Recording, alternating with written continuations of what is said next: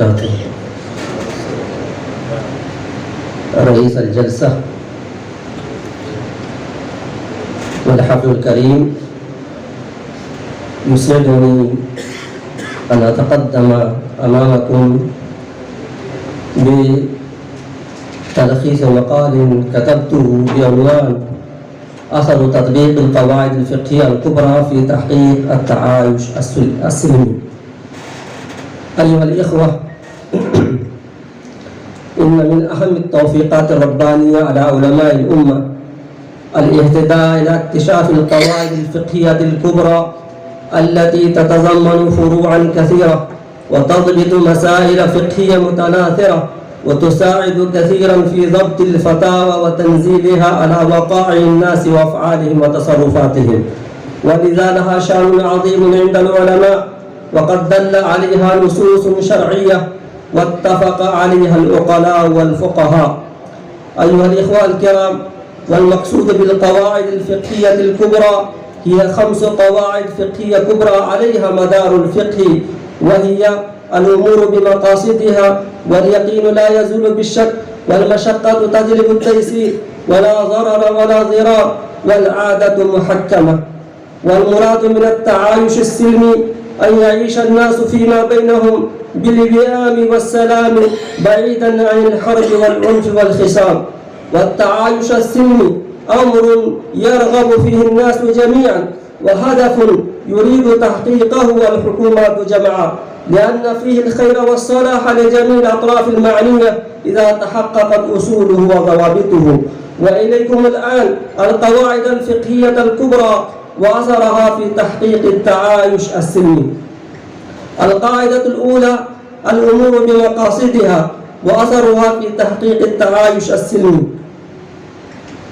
نتجاوز معنى القاعدة ومباشرة نذكر أثر تطبيق القواعد الفقهية الكبرى في تحقيق التعايش السلمي. فأقول: أولاً، المسلم الملتزم بأحكام ربه وسنة نبيه والمعتز بدينه المخلص لله في ذلك والمتبع للرسول صلى الله عليه وسلم يكون مسلما كاملا صاحب أمن وسكون يحقق التعايش السلمي، فيحبه الناس ويراجعونه في أمورهم، فيرشدهم إلى ما فيه صلاحهم وخيرهم. فعلى المسلمين جميعا في جميع البلدان الإسلامية وغير الإسلامية أن يكونوا سفراء خير وسلام للمسلمين وغيرهم، قاصدين بذلك وجه الله تعالى، حتى يتحقق التعايش السلمي بين الأفراد والشعوب وأصحاب الديانات المختلفة. قال النبي صلى الله عليه وسلم: المسلم من سلم المسلمون من لسانه ويده. ومما يحقق التعايش السلمي بين الناس الحرص على هدايتهم وبذل النصح لهم ودعوتهم إلى الله والإسلام الذي فيه سلامتهم وسلامة المجتمع من الشرور والفتن، بالرفق واللين والموعظة الحسنة مع الإخلاص لله في ذلك، حتى تعطي الدعوة ثمارها، وإلا تكون الجهود فاشلة. قال الله تبارك وتعالى: وقولوا للناس حسنا، وقال: وادع إلى سبيل ربك بالحكمة والموعظة الحسنة.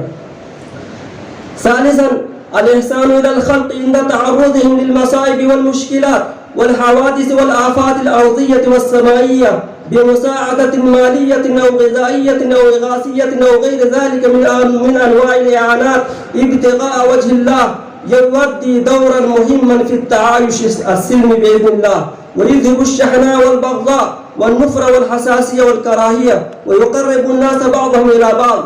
قال تعالى: وأحسن كما أحسن الله إليك. ويقول الشاعر: أحسن إلى الناس تستعبد قلوبهم، فطالما استعبد الإنسان إحسانه. رابعا، الأخلاق الحسنة من صدق وجود وكرم ووفاء بالعهد وأداء للأمانة وتعامل حسن وغير ذلك وسيلة فعالة لتحقيق التعايش السلمي إذا اتصف بها المسلم بإخلاص وطلب بذلك وجه الله. ننتقل إلى القاعدة الثانية من القواعد الفقهية الكبرى، وهي اليقين لا يزول بالشك.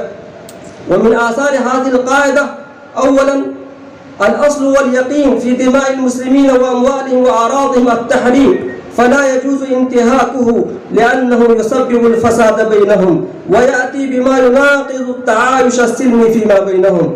ثانيا، وكذلك الأصل واليقين أن دماء المؤاهدين والذميين والمستأمنين من الكفار وأموالهم وأعراضهم محرمة، فلا يجوز الاعتداء عليها بأي نوع من أنواع التأويل الذي هو الشك، وذلك تحقيقا للتعايش السلمي بين الديانات المختلفة وعملا بقاعدة الأصل في الأوضاع التحريم. ثالثا، ما يأتي ويستورد من أطعمة ومشروبات متنوعة وثياب متطورة وآلات مستحدثة من بلاد كافرة فلا بأس في شرائها واستعمالها، وذلك رغبة في التعايش السلمي وعملا بقاعدة الأصل في الأشياء الإباحة التي هي من القواعد المندرجة تحت قاعدة اليقين لا يزول بالشك. رابعا، ومما يحقق التعايش السلمي عدم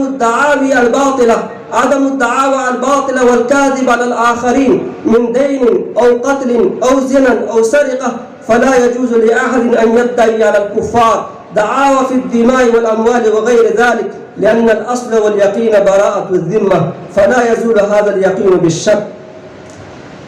وأمامكم الآن القاعدة الثالثة من القواعد الفقهية الكبرى، وهي المشقة تجلب التيسير وأثرها في تحقيق التعايش السلمي.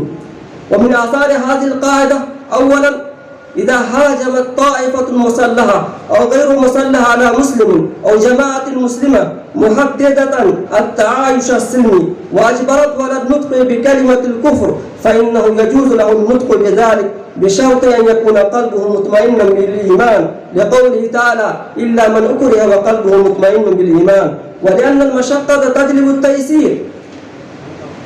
ثالثا، الإحسان إلى الخلق.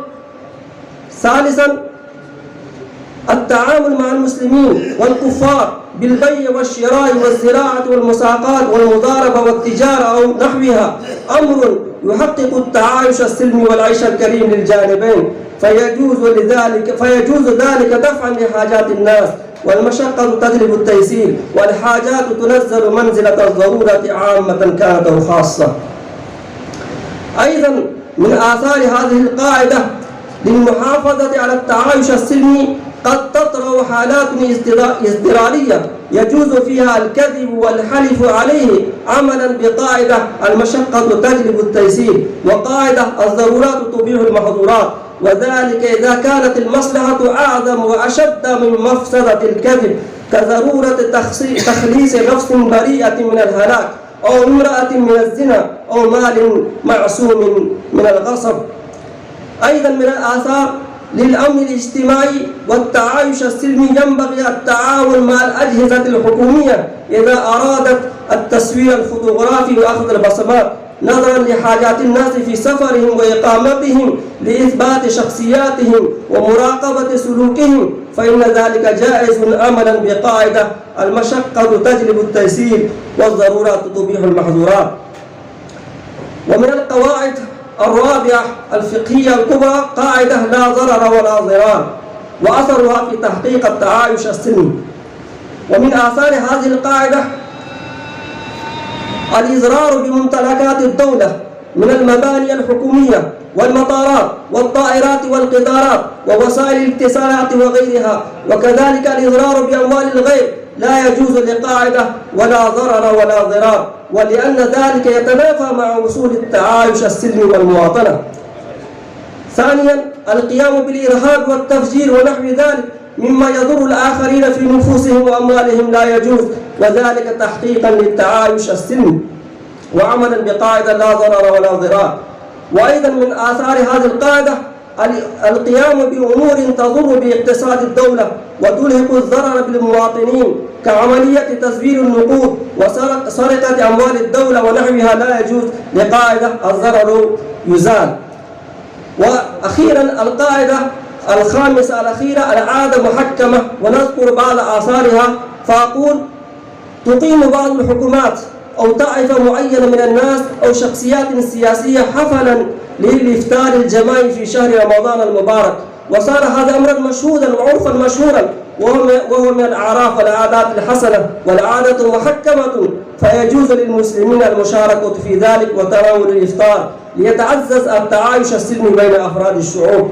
وأيضا من آثار هذه القاعدة ومن العادات الحسنة والأعراف الطيبة وضع إشارات المرور على الطرق حفظا للأرواح والأموال من الهلاك والضياع، فيجب على السائق أن يلتزم بمقتضى هذه العادة إذ العادة محكمة، كما أن في الالتزام بأنظمة الطرق والمرور فيه تحقيقا للتعايش السلمي بين الناس. أيها الإخوة الفضلاء، هذه القواعد الفقهية الكبرى ولها آثار كثيرة جدا تشهد هذه الآثار مجال هذه القواعد في جانب التعايش السلمي. وفي الختام أقدم شكري وتقديري لجميع الإخوة الفضلاء ولجميع أعضاء الجمعية، وكذلك شكر موصول للملحق الديني ونائبه، وأشكر خادم الحرمين الشريفين وأن يحفظهم وبلادهم من السوء والمكروه، والله أعلم، وصلى الله على نبينا محمد وعلى آله وصحبه وسلم.